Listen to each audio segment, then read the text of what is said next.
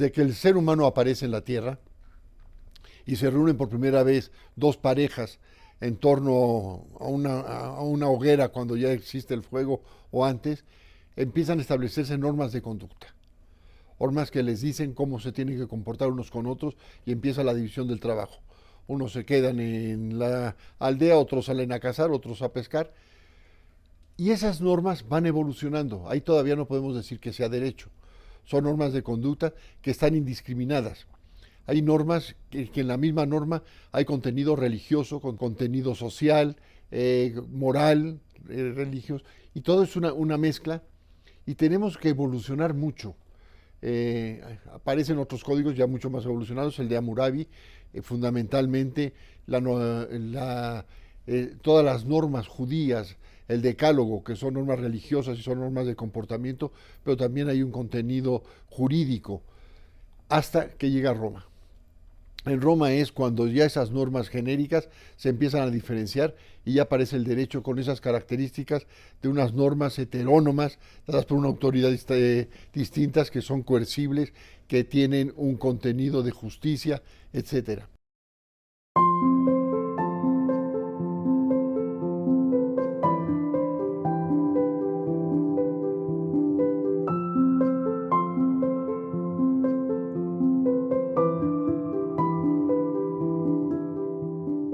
Podemos tener un gobierno presidencialista como Estados Unidos, México, o podemos tener un régimen parlamentario, que puede ser monárquico o puede ser republicano. Las monarquías parlamentarias, España, Dinamarca, Suecia, Noruega, Inglaterra, pero también hay repúblicas parlamentarias. Italia, Portugal, Grecia, que hay un presidente de la república. Alemania, si yo les pregunto a los alemanes quién es el presidente de la república, no lo saben, porque el que pesa, el que lleva el gobierno, es el primer ministro, el presidente de gobierno. Los primeros ministros en una monarquía o en una república parlamentaria simplemente son figuras decorativas que actúan en momentos de crisis.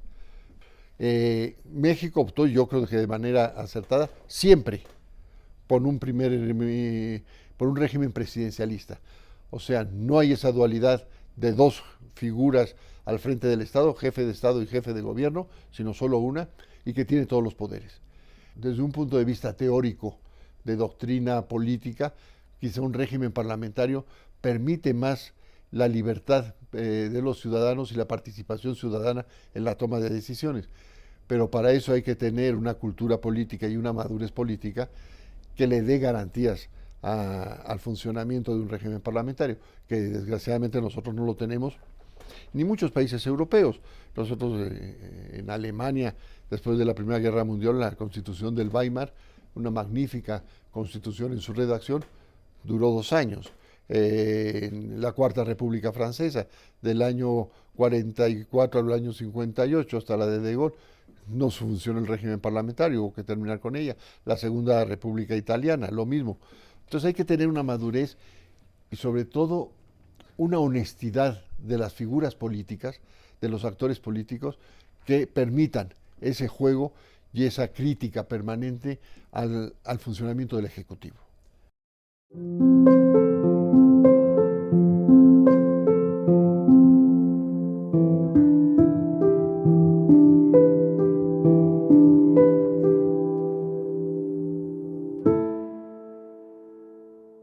Esta conformación del Estado moderno tiene una extraordinaria vigencia el escrito de Montesquieu, en que plantea la división de poderes. Y él plantea la división de poderes con 3 poderes distintos, con funciones distintas. El poder legislativo, expedir las leyes; el poder ejecutivo, ejecutar las leyes; y representantes del pueblo. El poder ejecutivo y el poder legislativo representan a los electores que los eligen para actuar conforme a lo que ellos les dicen. Pero hay un tercer poder, que es el poder judicial, que no es representante del pueblo. El poder judicial no tiene por qué responder a las indicaciones de un partido político ni de quien lo designe. Él tiene un compromiso con la verdad legislativa, con la verdad jurídica, independientemente de si está de acuerdo o no. Si no está de acuerdo, lo mejor que puede hacer es renunciar, porque tiene que aplicar una norma con la que no está de acuerdo. Pero a él no se le encarga hacer la norma. Entonces, cuando se dice que los jueces tienen que representar al pueblo, no es verdad. Lo mismo, yo soy universitario de pura cepa, cuando se dice que las universidades son de derechas o de izquierda, no es verdad. Una universidad no es ni de derecha ni de izquierda. Una universidad autónoma tiene un compromiso con la verdad. Las universidades se pueden equivocar, evidentemente, como nos equivocamos todos, pero no tienen como finalidad favorecer a alguien o no. Si se quiere hacer cuadros para la formación de un grupo, el que sea, si es un grupo religioso, estaremos hablando de un monasterio o de un convento.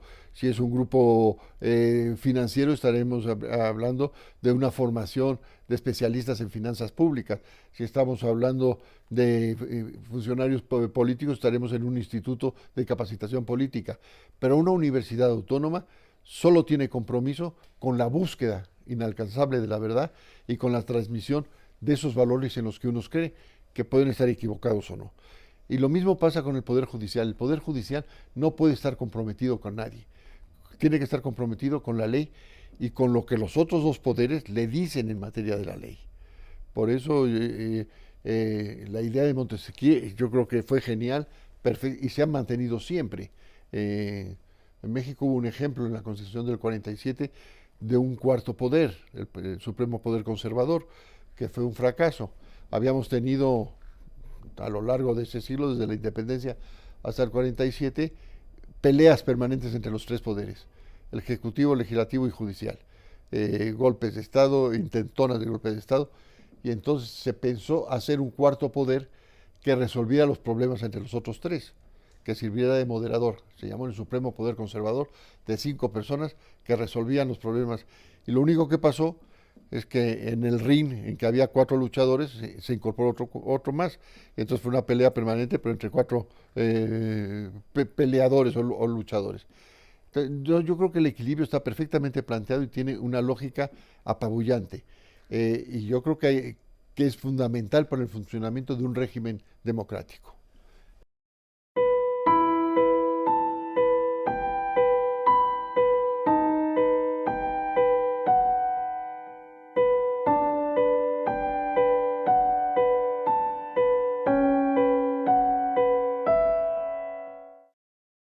Un ministro de la Corte en el caso de México o un magistrado de un tribunal supremo no tiene por qué acatar las órdenes políticas de nadie. Y esto es una preocupación en todos los países del mundo. Mire, en España hay un Ministerio de Gracia y Justicia, que es el que maneja administrativamente al Poder Judicial y tienen muchísimos problemas. En Inglaterra, la Casa del Rey, también con muchísimos problemas, aunque se dice del rey, pero depende del primer ministro. Y yo creo que eso es válido, porque es muy importante la conformación del Poder Judicial y nunca vamos a tener un sistema perfecto. Pero contra más intervengan y más se envicie el proceso, los ministros, los magistrados van a tener menos autonomía.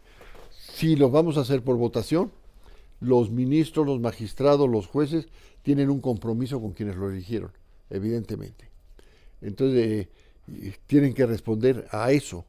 En cambio, si el mecanismo mexicano, que tiene muchísimas fallas y podríamos hablar muchísimo de eso, es una terna por uno de los poderes que se somete al otro poder, etcétera, para hacer que esa dependencia de alguno de los poderes o de las tendencias políticas que imperan en los otros poderes lo hagan en el judicial. Dice la Constitución, la soberanía reside en el pueblo. Y entonces, como el pueblo es el soberano, puede determinar quiénes son los ministros por medio de la votación. Si vamos a eso, entonces pues vamos a poner a votación qué cantidad de antibióticos hay que ponerle a alguien que tenga una infección o qué cantidad de varilla hay que poner en un puente.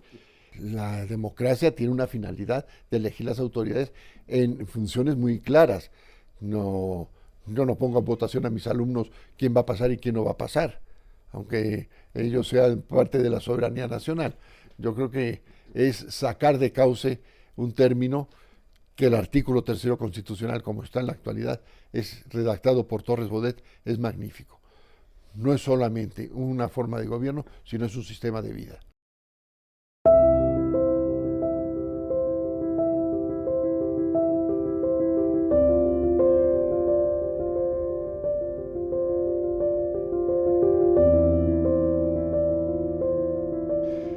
tenemos las dos impuestas, Bayona y Cádiz.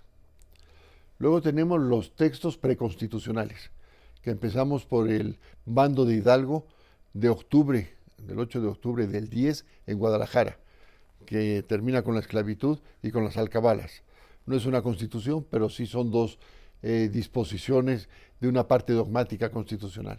Luego tenemos, para mí, quizá no valorado lo suficiente, el insurgente más brillante de todos ellos, que fue López Rayón, que expide, el único abogado de entre los insurgentes, que expide los principios constitucionales, que le da origen a Morelos a expedir los sentimientos de la nación, ya más elaborados, con más filosofía, pero sin López Rayón, yo creo que a lo mejor Morelos no hubiera expedido los sentimientos de la nación.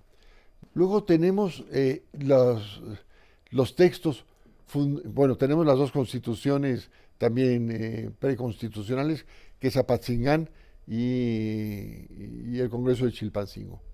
Luego el paquete de textos fundacionales del Estado mexicano. Acatempan, Tratados de Córdoba, Acta de la Independencia.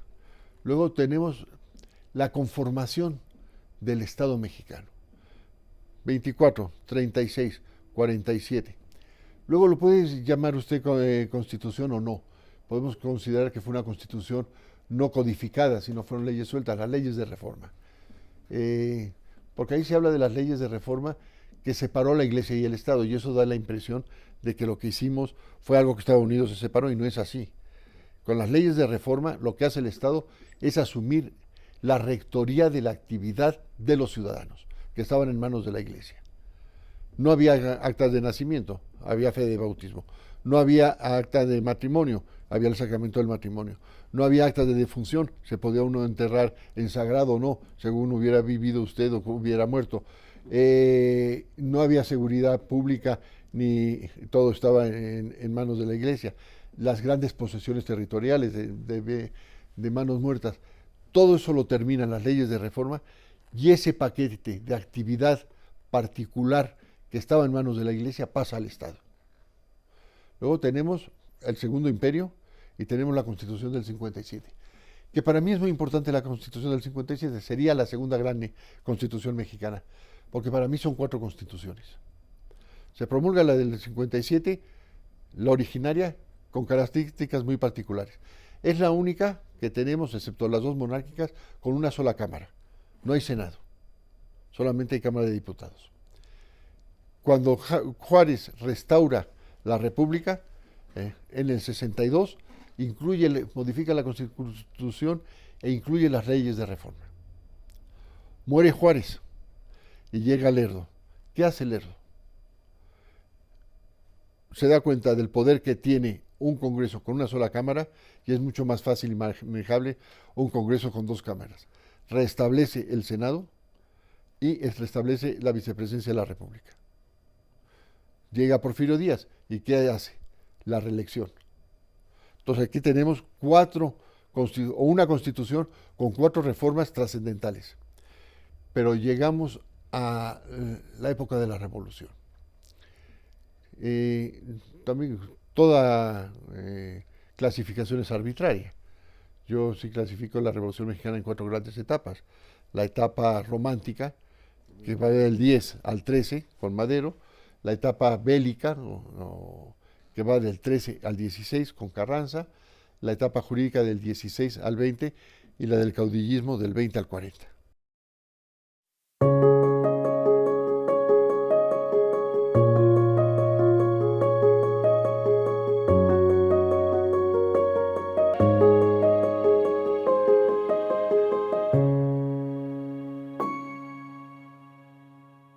Yo creo que Carranza tiene muchísimos méritos. Primero, es el único no militar en un mundo de militares. Es el único que no es el general Carranza. Nunca se viste de verde, ni se pone las estrellitas ni la aguilita. Él es el primer jefe. Él es domenustiano. Y luego una fidelidad al derecho sin ser abogado impresionante, en un momento en que nadie creía en el derecho. Yo creo que son 2 méritos extraordinarios de Carranza, y era el único que tenía una idea clara de cómo sacar adelante al Estado mexicano, que estaba en una crisis profunda. puede haber otros héroes revolucionarios que nos simpaticen muchísimo, Carranza, Villa o Zapata, pero yo no veo a Zapata con la idea de poder reconstruir al Estado mexicano, ni a Villa, ni al general Ángeles. El único que tenía esa idea era Carranza. Ahora, Carranza, en cuanto ya entra el poder constitucionalista a la Ciudad de México y funge él como jefe del Estado, jefe de la República, se plantea un problema. Él prometió en el Plan de Guadalupe restablecer la Constitución del 57. Después de 5 años de revolución, se da cuenta que eso no es suficiente. Los obreros, los campesinos, las clases necesitadas, los niños, necesitan una seguridad aparte de lo que daba la Constitución del 57, que era una Constitución liberal. Entonces, si convoca una nueva Constitución, está fallando a su palabra. Y si no convoca una nueva Constitución, no está dando satisfacción a quienes hicieron la revolución. Carranza se rodeó de los mejores abogados que hubo en el siglo XX mexicano, empezando por Isidro Fabela, José Natividad Macías y Luis Cabrera, los dos últimos directores de la Facultad de Derecho de la UNAM, extraordinarios desde cualquier punto de vista, y siguen un camino inteligente. La Constitución del 57 tenía un mecanismo preciso para ser reformada. No había que convocar a un constituyente. Se presentaba la iniciativa, se iban las legislaturas de los estados y se hacía la reforma constitucional. Y él convoca un Congreso Constituyente para reformar la Constitución. Entonces, la Constitución del 17 no es en realidad una Constitución, sino es la del 57 reformada. El 5 de febrero se publica en el Diario Oficial las reformas y adiciones a la Constitución del 57. Ese es el título oficial. Pero ¿qué hace el 6 de febrero? Al día siguiente. Publica una fe de ratas a la Constitución que se titula Constitución de 1917. Cuando ya va a terminar él se inclina por el embajador de México en Washington, el ingeniero Bonillas, que le llamaban Flor de Té porque decían que tenía poco carácter. Y obviamente Obregón no lo va a permitir. Obregón se subleva, el plan de Ayutla, Carranza sale con el Tesoro Nacional y con los archivos nacionales rumbo a Veracruz, es parado a mitad del camino y es asesinado, y empieza la etapa de regímenes autoritarios hasta que el general Cárdenas le pone fin en 1942.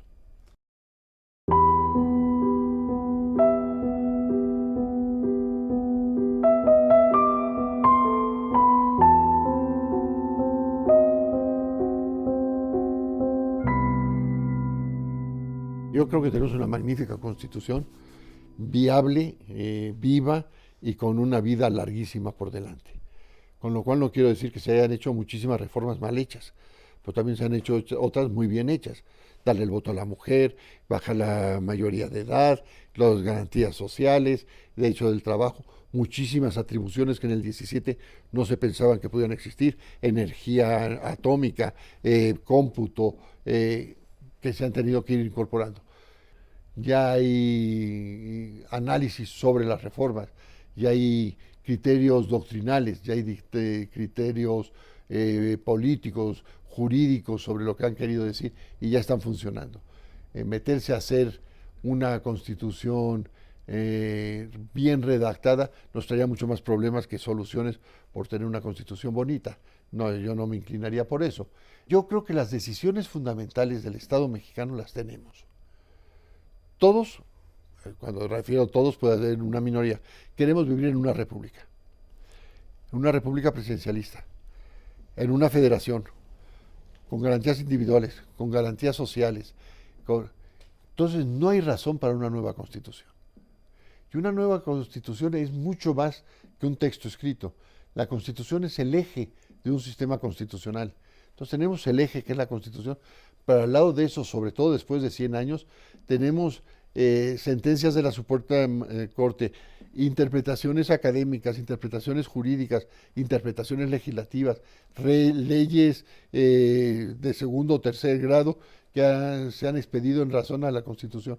Yo creo que no se justifica el caos jurídico que significaría una nueva constitución en contra de los beneficios. Yo, quizá por cómo la estudié, con qué maestros las estudié, la admiración que le tengo, le auguro una larguísima vida, aunque debe de tener evidentemente muchos ajustes.